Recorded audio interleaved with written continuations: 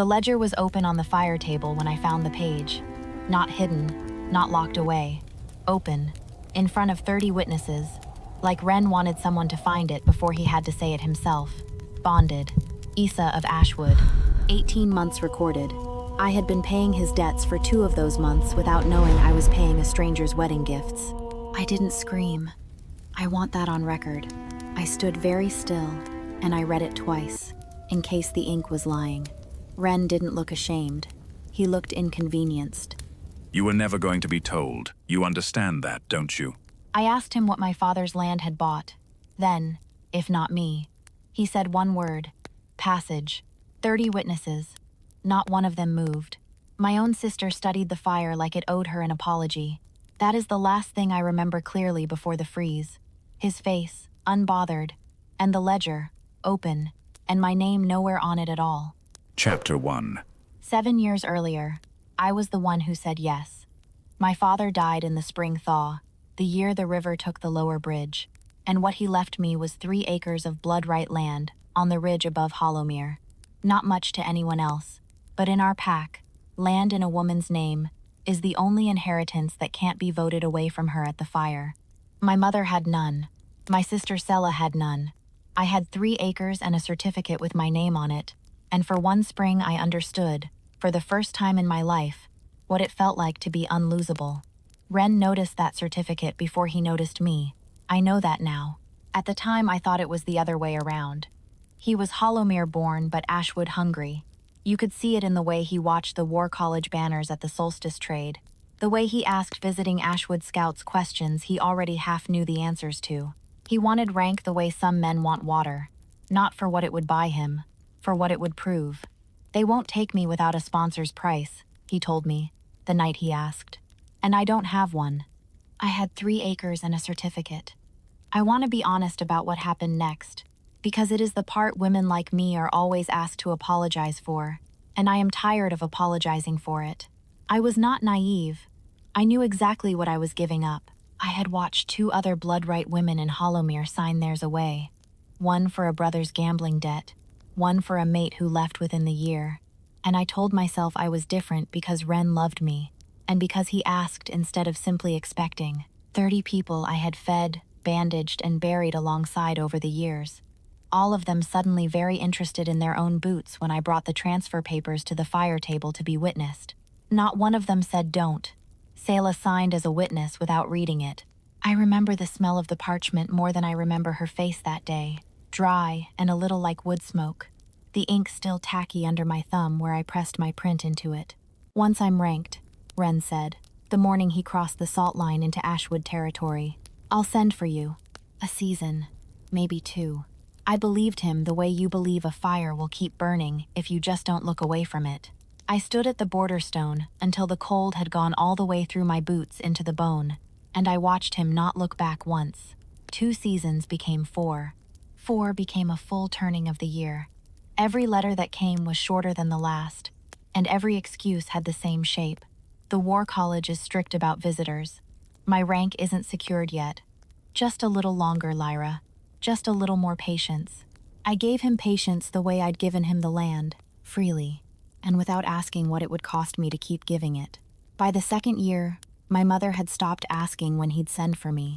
By the 3rd, she'd stopped asking about him at all, which somehow hurt worse than if she'd said something cruel outright. I kept the certificate's copy, the one without my name on it anymore, the one that only proved what I used to have, folded inside my mother's old hymnal, where I could find it without having to explain to anyone why I still needed to look at it.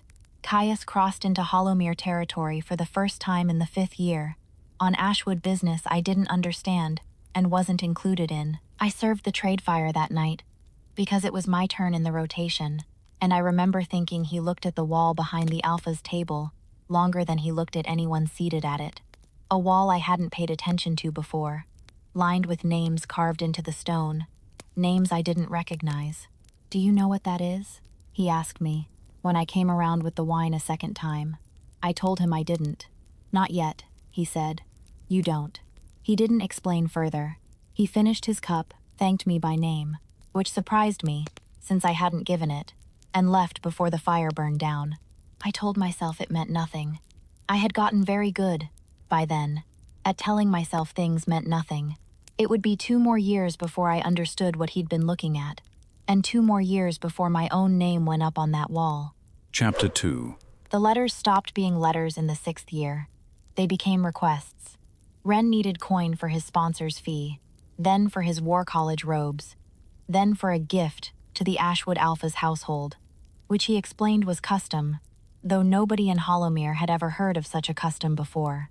I sold what was left to sell, my mother's second loom, a pair of silver hair combs that had been my grandmother's. I told myself each time that this was the last of it, that after this the letters would change tone, that he would finally write and say come now instead of wait more. They never did. It was Sela who first said his name differently, not unkindly, carefully, the way you step around a hole in the floor you don't want to fall through yourself. There's talk, she said, not looking at me, that he's been seen at Ashwood functions. With someone. I asked her what kind of someone. The kind, she said, that gets seated next to the Alpha's daughter. I laughed. I want that on record too. I actually laughed, because it seemed so obviously impossible that a man who owed me 7 years of patience could have room left over for anyone else's daughter, let alone hers. Caius returned to Hollowmere twice more that year, always on Ashwood trade business, always finding some reason to end up near whatever fire I happened to be tending. He never said anything I could point to afterward and call improper. He asked how the Ridgeland was faring, a question that made my chest go tight, since it wasn't mine to answer for anymore. And he asked, once, whether anyone had ever explained the name wall to me. No, I told him. Ask your sister, he said. She knows more than she's told you. I didn't ask Sela. I think some part of me already understood that whatever she knew, I wasn't ready to carry it yet, and some other part of me, the part that had spent 6 years being patient, simply didn't want to be right. The night everything cracked open started ordinarily enough. A courier came through with the season's trade ledgers, the same as every solstice, and the fire table was set with the usual show of Hollowmere hospitality for the Ashwood party traveling with him. Ren was in that party. I hadn't been told he was coming. Nobody had thought to tell me, which should have told me everything on its own. He looked well. Rank does that to a man. Fills him out, sharpens the line of his jaw, makes him stand like the room owes him its attention. He saw me across the hall and did not look away the way an ashamed man looks away. He looked satisfied. Lyra, he said, like my name cost him nothing at all to spend. You look well. I asked him, very quietly, whether he intended to introduce me to whoever he'd traveled with, or whether I was meant to find that out from a ledger too. Something moved behind his eyes then. Not guilt, calculation. A man deciding how much truth the room could survive hearing. Not tonight, he said. The fire table ledger was already open behind him, 3 seats down, where anyone refilling a cup was bound to pass it eventually. I refilled a cup. Chapter 3.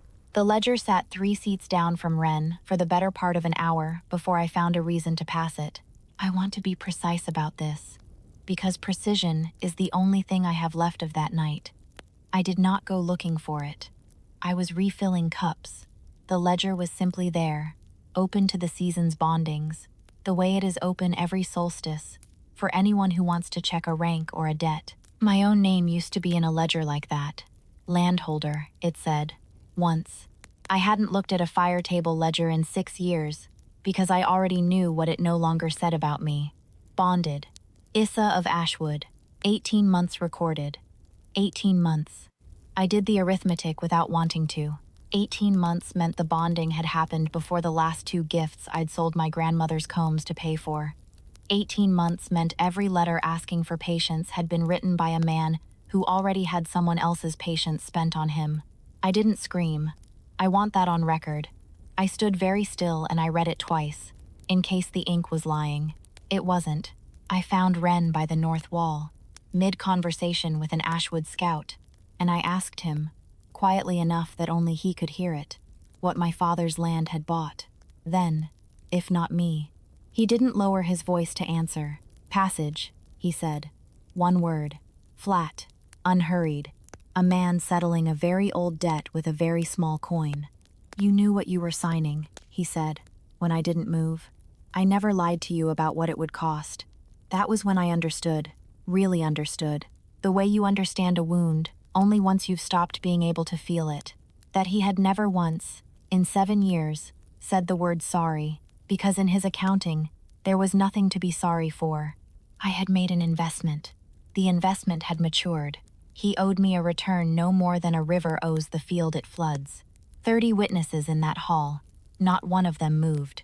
Selah studied the fire like it owed her an apology, which, I understood later, it did. Issa found me afterward, by the well, where I'd gone because I couldn't stand in that hall one more minute pretending my legs still worked correctly. I expected her to gloat, or to pity me, or at minimum to look uncomfortable. She looked confused. He told me your family sold that land willingly, she said. For a trade debt. He said you'd already been paid back, years ago.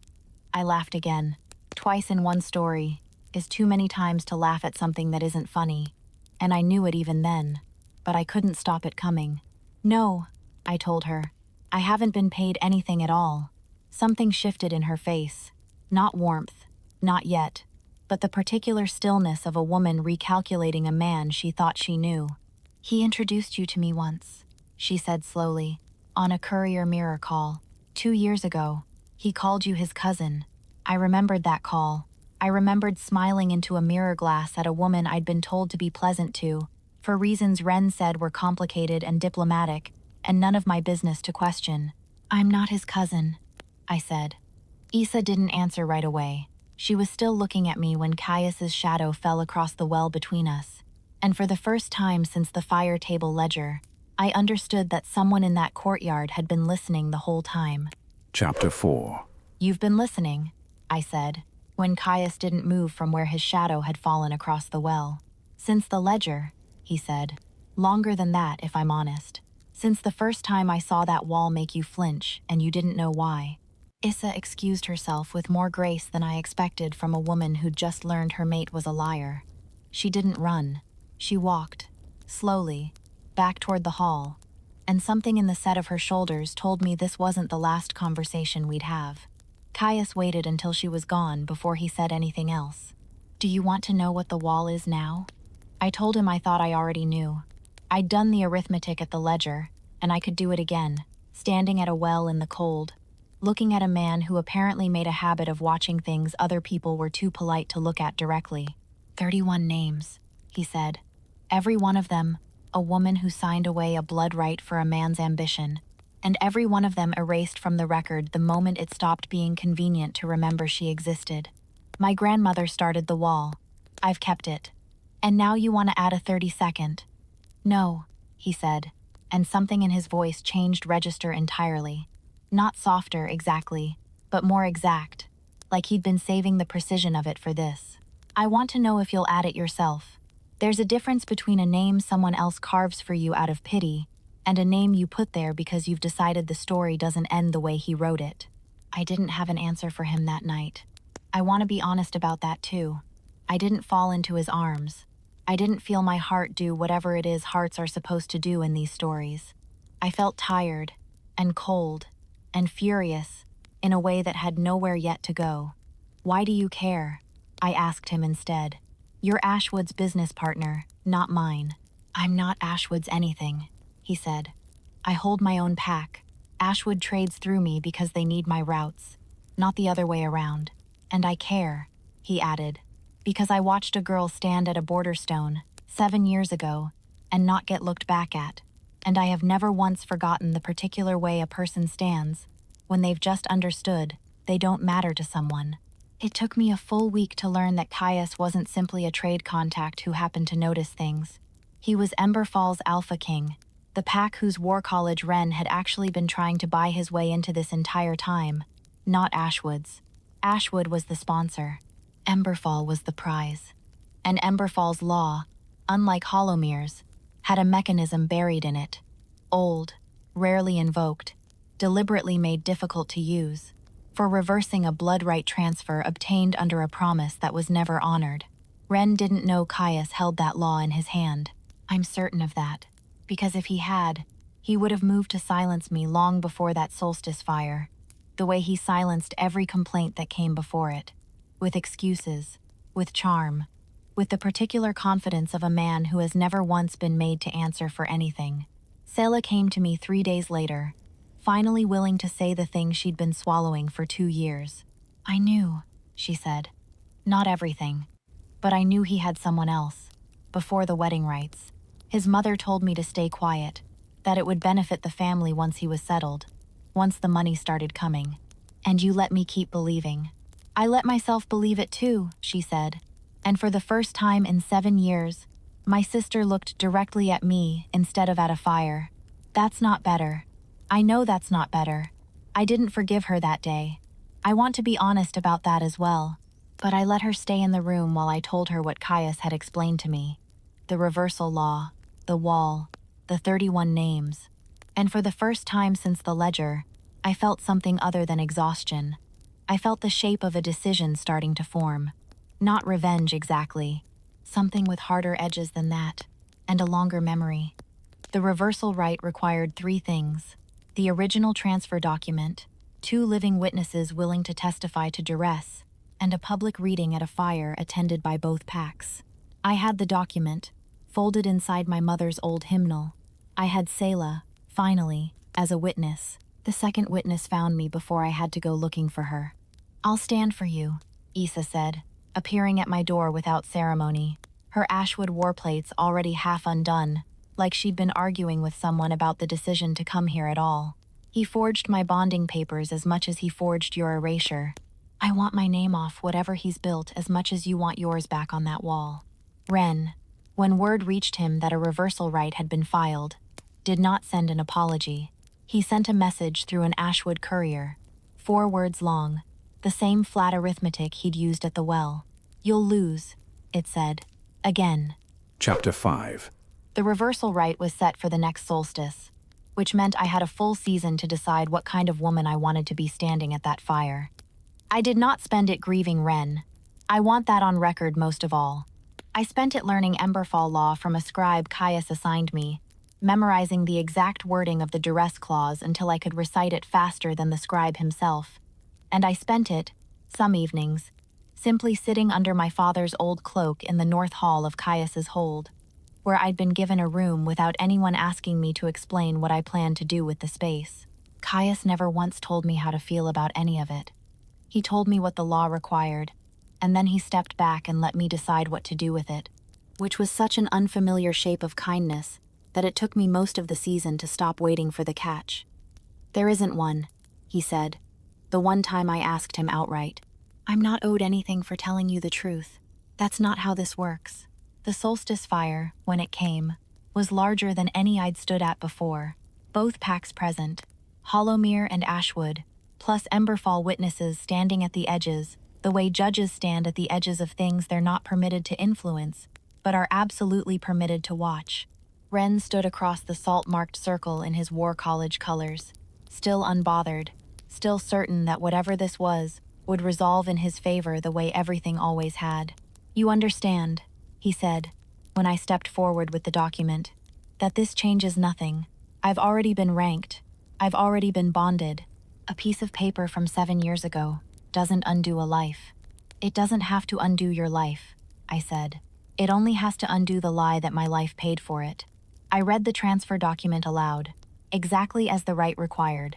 Every clause, every signature, including my own, pressed into parchment at a fire table, where 30 witnesses had once looked at their boots, instead of at me.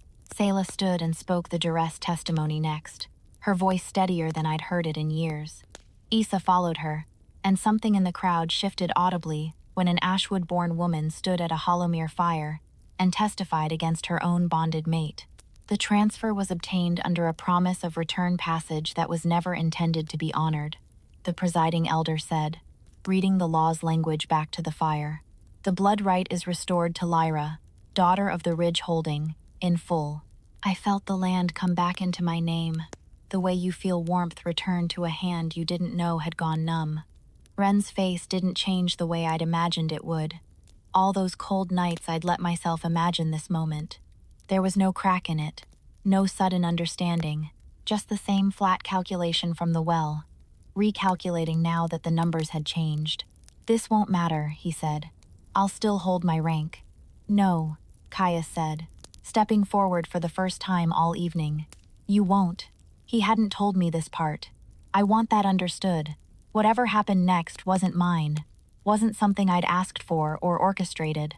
It was Emberfall law, older than the reversal clause, invoked automatically the moment a rank was proven to have been purchased through a documented act of fraud against a blood right holder. Rank obtained through the fraudulent use of another's blood right is void, the elder said. Effective immediately.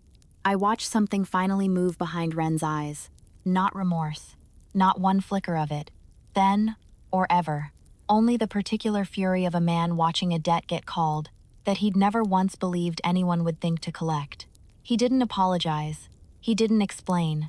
He turned and walked from the circle, still angry, still certain he'd simply been unlucky rather than wrong. And that was the last time I ever stood close enough to hear him breathe. Selah cried more than I did. I think I had used up whatever tears belonged to Ren, somewhere in the second year of waiting for letters that kept getting shorter. Issa didn't return to Ashwood that season, or the one after.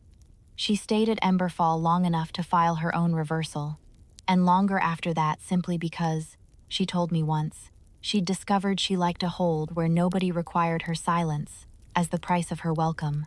My mother came to see the land the following spring. She stood on the ridge where my father used to stand, and she didn't say anything for a long time, and then she said only, "He'd have liked that you kept it," which was the truest thing anyone said to me that whole year. I still have the cloak. It hangs on the back of the door in the North Hall, and it is far too big for me, and I have never once been tempted to have it cut down. Some nights, when the hold is quiet and the fire is low, I sit under it with a candle, and I read the names on that wall. 32 of them now. Every one of them, a person somebody was told to forget. That is the whole of it. That is what a library is for. Someone has to sit up late and keep the names, and read them out, and refuse to let the story end the way they wrote it. Stay warm out there. Stay counted. I will keep the fire lit.